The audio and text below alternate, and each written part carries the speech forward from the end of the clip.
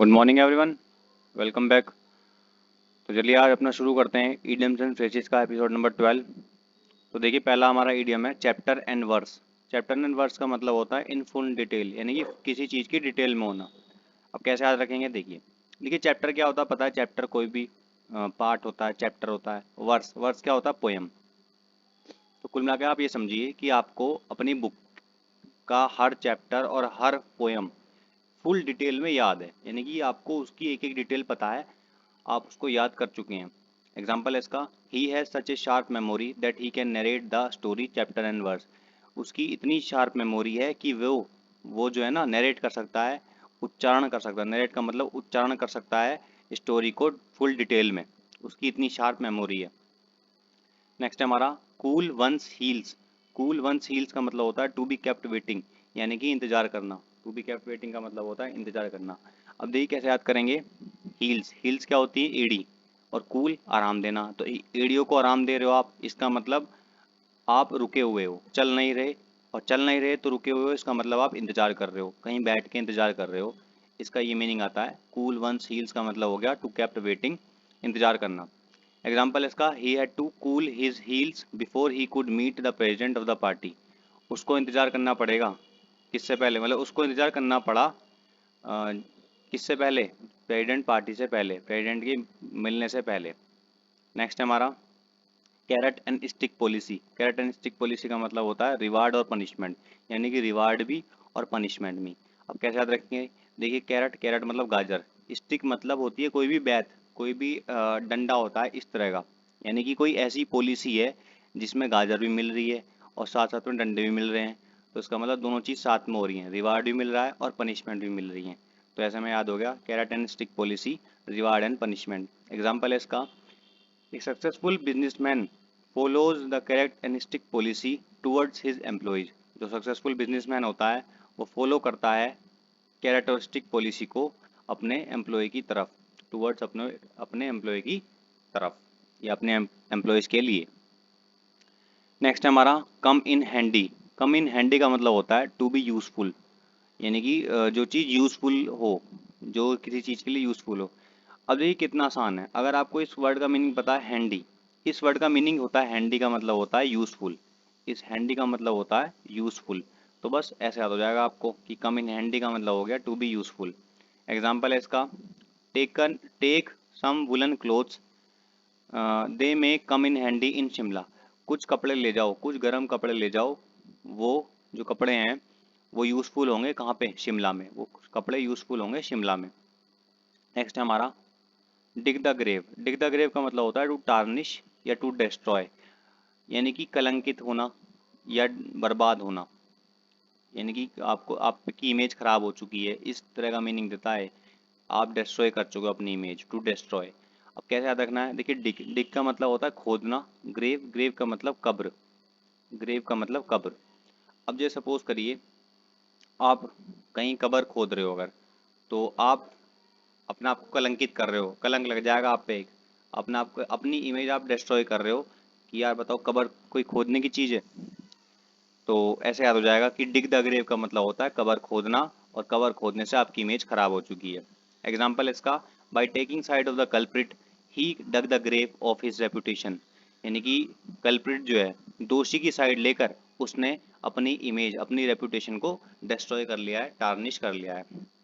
Next है हमारा draw the long बो। ड्रो द लॉन्ग बो, इसका मीनिंग है एक्सेजरेट करना, यानी कि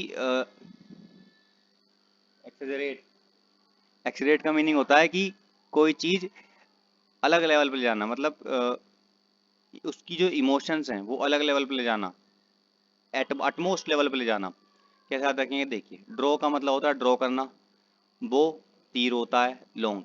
तो आप सपोज करिए ड्राइंग कर रहे हैं और ड्राइंग करते करते आपने बहुत ही लंबा तीर ड्रॉ कर दिया है, जो लंबा तीर होता है वो आपने ड्रॉ कर दिया है, इसका मतलब आपने एक्सेजरेट कर दिया है।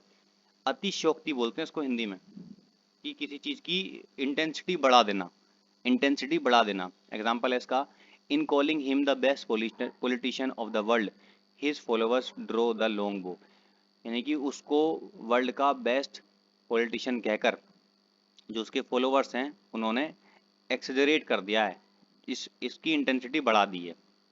नेक्स्ट है हमारा डाई इन हार्नेस। डाई इन हार्नेस का मतलब होता है डाई वाइल वर्किंग, यानी कि जब किसी की वर्किंग करते हुए मृत्यु हो जाती है, जब कोई वर्क करते करते मर जाता है तो उसको बोलते हैं डाई इन हार्नेस। अब कैसे याद रखना है, देखिए डाई मरना, हार्नेस, हार्नेस क्या होती है, हार्नेस एक रस्सी होती है, एक तरह की रस्सी है, जैसा आपने देखा होगा जब स्टंट होते हैं तो उसमें पीछे लगी रहती है, उसको बोलते हैं हार्नेस। तो आप ऐसा समझ लीजिए कि कोई स्टंटमैन स्टंट कर रहा था और वो स्टंट करते करते मर गया, तो उसको बोलेंगे डाइल हार्नेस, यानी कि डाइल वाई वर्किंग, मतलब काम करते करते मर गया। एग्जाम्पल है इसका, our principal died in harness, जो हमारे प्रिंसिपल हैं वो काम करने के दौरान काम करते करते चल बसे, मर गए। नेक्स्ट है हमारा डच करेज। डच करेज का मतलब होता है ब्रेवरी अंडर एल्कोहलिक इन्फ्लुएंस, यानी कि जो शराबी होते हैं ना, जैसे शराबी शराब पीने के बाद किसी को कुछ समझते नहीं है, उनको लगता है कि सबसे ज़्यादा बहादुर वही हैं, तो इसका मीनिंग ये आता है। देखिए इसका कोई वैसा नेमनिक है नहीं, लेकिन आप ऐसा समझ लीजिए कि डच जो होते हैं, डच डच लोग जो आयरलैंड के लोग होते हैं उनको डच बोलते हैं, तो उनका करेज यानी कि उनकी बहादुरता, करेज मतलब बहादुरता, साहस, तो उनकी बहादुरता कैसी है, वो अल्कोहल पी के वो दिखाते हैं ब्रेवरी। ऐसे याद कर लीजिएगा, याद हो जाएगा, एक दो बार पढ़ेंगे उसके बाद प्रॉब्लम नहीं होने की। एग्जाम्पल इसका, drunkards often indulge in Dutch courage and boast of their imaginary qualities. जो ड्रंकर्ड्स होते हैं, ड्रंकर्ड्स का मीनिंग होता है वन हु हैबिचुअली ड्रंक, जो डेली पीता है, डेली ड्रंक करता है। तो ड्रंकर्ड्स अक्सर इंडल्ज होते हैं, शामिल होते हैं किसमें, डच करेज में, यानी कि उन पर डच करेज होता है, दिखाते हैं, पी के दिखाते हैं अपनी बहादुरता, और क्या करते हैं, boast of their imaginary qualities, और डींगे हाँकते हैं। बोस्ट का मतलब शो ऑफ करना, बोस्ट ऑफ का मतलब होता है शो ऑफ करना, क्या, अपनी इमेजिनरी क्वालिटीज, अपनी जो काल्पनिक विशेषताएं होती हैं, काल्पनिक क्वालिटीज होती हैं उनमें, उनको क्या करते हैं, उनको दिखाते हैं। नेक्स्ट है हमारा डेयर डेविल। डेयर डेविल का मतलब है फियरलेस पर्सन, यानी कि जिसको डर ना लगता हो। सिंपल है, देखिए डेयर सबने खेला होगा, डेयर, ट्रूथ एंड डेयर।